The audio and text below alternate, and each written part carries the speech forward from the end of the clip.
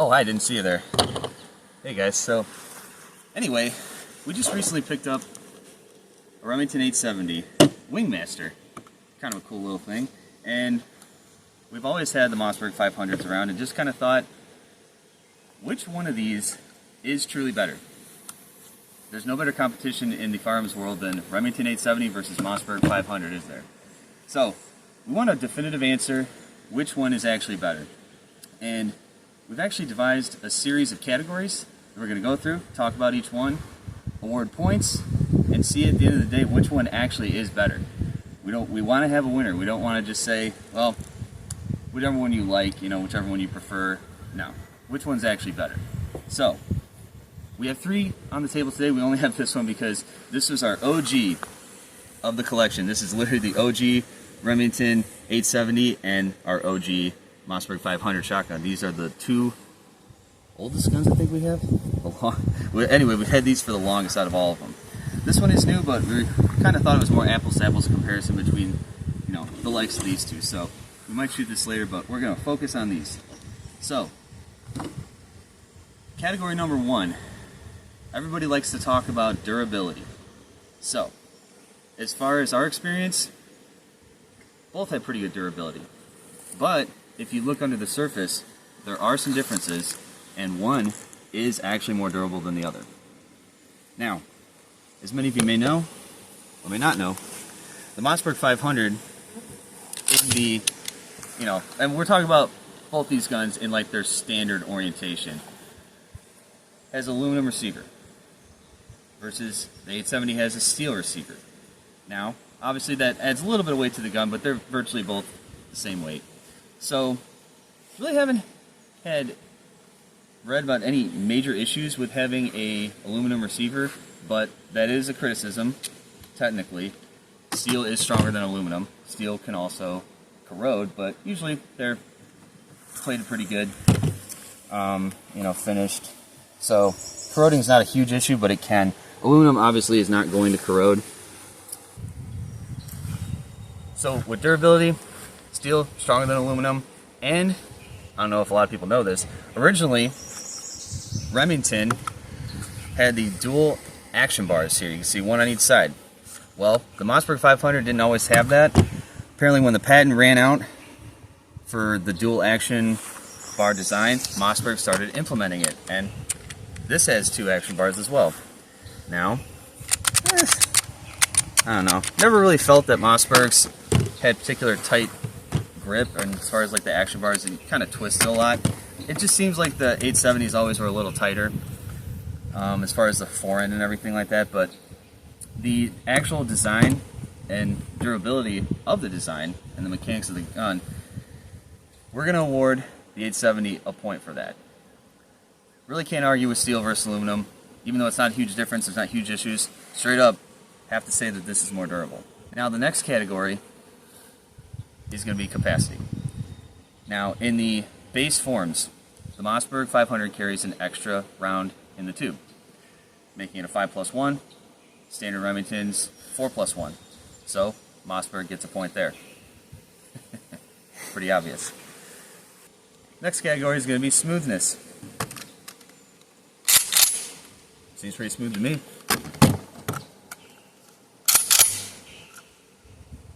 Seems pretty smooth to me. So they both get a point.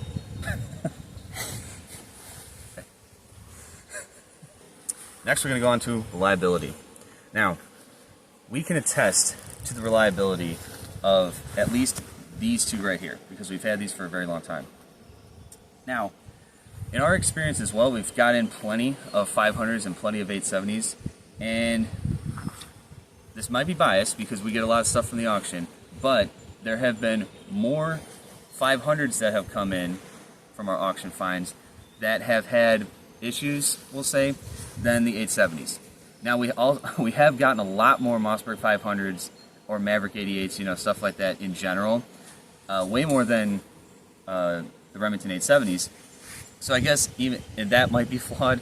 There's a lot more of a sample size, but anyway, as far as reliability with the 500s that we've seen, I mean, this particular gun has been extremely reliable its entire time. it's virtually a one-owner gun, and it's been maintained. This one, also, one-owner shotgun. Aside from its physical appearance being banged around, it's really had no problems the whole time, been maintained. They still both function like they were new. So,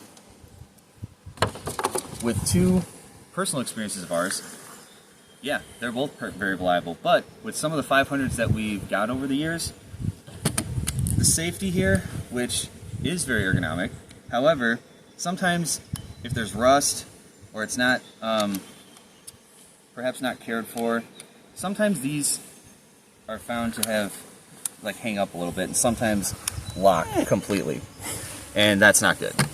So we've never had that problem with a crossbolt safety on something like this. And also some of the Mossberg, there was one in particular where we had an issue where once it was racked, it would actually not pop around out into the receiver from the tube. We didn't fix it, we got rid of it. So anyway, take that as you will, but for reliability, based on these two, we're going to give both of them a point. Alright, so the next category we're going to go over is the ease of disassembly and reassembly. Now, it's no secret, and also no shock, that both of these are pump-action shotguns, so they have very few moving parts. They're both really easy to take apart and clean, but the Remington 870 has a unique feature. I kind of think how fast can you get the bolt out is kind of important for any type of problem or cleaning, and it's much easier and faster with this one. It's kind of a cheater way of getting it out. I don't think this is how they instruct you to do it, but it can be done. So first we're going to remove the cap on top of the magazine. We're going to remove the barrel, which the forend has to be in about in that position in the middle, maybe a hair lower. Wiggle that out. Now, on Mossberg 500, you actually have to take the whole trigger assembly out and a few more things to get the bolt out. But in this case, we're going to push the elevator out of the way, and there's a little tab on this side of the receiver that holds the rounds in the tube. What we're going to do is just push that out of the way, and you can pull it out. Now, I'm not going to take it completely out, but yeah, if you wanted to just service your bolt, get to it, it's really that easy. So to get it back in, a little bit harder. Now on this side of the receiver, there is a tab. I just released it. Now it can slide down a little bit. Now I go back in, I hit the tab on the left side again, and now we're back in business. And I gotta release that, get that down. So I do like that, and based on that, Remington 870 is easier to get apart and clean. So, a point to Remington. Alright, so next category we're going over is ergonomics. Now, while neither of these firearms are difficult to use or not friendly, to either right or left-handed, technically they're both more friendly to right-handed slightly. However, the Mossberg has more ambidextrous features, which primarily is the safety mounted on top of the receiver that either a right-hander or left-hander can easily do. And then the slide release is down here behind the trigger assembly. So you really don't have to move your hand at all. You can hit it with one finger, you can hit it with your middle finger, you can hit it with your index finger, and it also works the same left hand. I can easily hit it with my middle finger to release the slide. That's very ergonomic, I have to say. And I do like the captured nut here at the end of the magazine tube. It's usually how they are. On the Remington it comes off. Not a big deal, but that is kind of cool. Now on the Remington, we know it has a crossbolt safety, which is not exactly right hand or left hand friendly in the first place. But the slide release, you kind of have to take your hand off of, you really have to move it from the grip to access it. Right hand, with left hand, you kind of can do it if you really needed to, but it's a stretch maybe for people that have larger hands. You can do that easier. Sorry, I'm all sweaty. But I would say for right-hander, which most people are, I would rather just keep my hand on the grip to release the slide, not take it off. Very small gripe, but as far as the ergonomics go, Mossberg gets a point there. Now, the last category is price. These are generally cheaper. So there's a point there. Alright, so we're going to add up the points, see who won. So the Remington gets a point for disassembly. It gets another one for durability. It gets another one for smoothness, as they both were smooth. It gets another one for reliability, because they're both reliable. Now the Mossberg gets a point for ergonomics. It gets one for capacity. It also gets one for smoothness, because they're both smooth. It gets one for price, and it gets another one for reliability. And guess what? That means that it's 5-4 in favor of the Mossberg 500, as the better of the two shotguns. Now, there's only one way to really test which one is better, so we're going to go find out.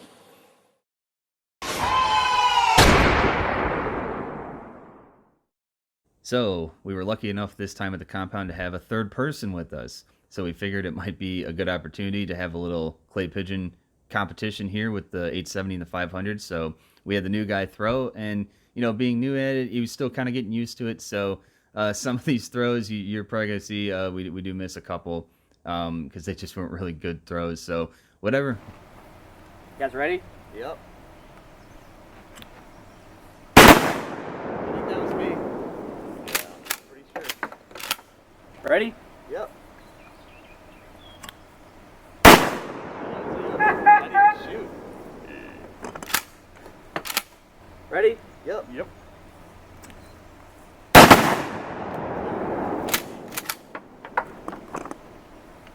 You suck, you jackass! Ready? Yep. This one would be, if I get it, that would tie. If I don't, then he wins. Yep. Alright, so I gotta get this. Ready? Yeah.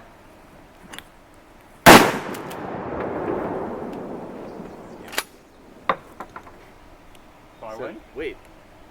You missed. Oh yeah, we both missed, so technically you did win. Yeah, you won. I win. I'm like waiting, wait a minute, what happens now? Alright guys, so I think we all know that these type of competitions have nothing to do with what type of firearm you're really using. It's more on the actual shooter's ability and accuracy and skill. But either way, we decided to do a few more rounds and even switch sides of where, you know, who was using which firearm. And it turned out that whoever was standing all the way to the right on screen was closest to the actual thrower, who was slightly off screen to the right. And whoever was standing in that spot, no matter what firearm they were using, won every single round. So yes, both the firearms did see wins in this little competition we had. But just wanted to clear that up, that was pretty much just for fun. And we did go on and have a little bit more fun. So thanks guys for watching, and have a great one.